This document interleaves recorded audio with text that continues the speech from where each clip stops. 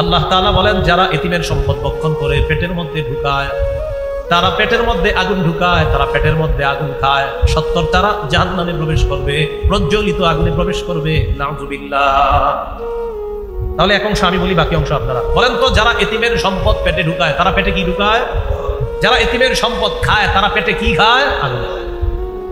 এটা যে শুধু বন্যা কবলিত এতিম কেমন না, আশেপাশে এরকম এতিম পাবেন যে এতিমের পিছনে অনেকে কাজ করে, এতিমের মাথায় হাত বুলায়, এরে লালন পালন করে, এই নিয়তে কিছু করা যায় কিনা।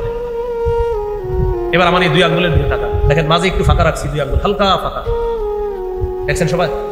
নবীজি সাল্লাল্লাহু আলাইহি সাল্লাম কি বলে দেখেন, সহিহ বুখারীর বর্ণনা 5304 নম্বর হাদিস। আলা রাসূলুল্লাহ সাল্লাল্লাহু আলাইহি ওয়াসাল্লাম আনা ওয়া কাফিলুল ইয়াতীমি ফিল জান্নাতি হাকাযা ওয়া আশারা বিস সাবাবাতি ওয়াল উসতা ওয়া ফাররাজা বাইনাহুমা।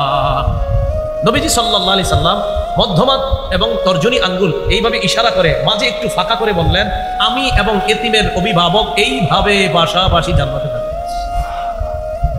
তাহলে এতিমের অভিভাবক আর নবীজি পাশাপাশি জান্নাতে থাকবে।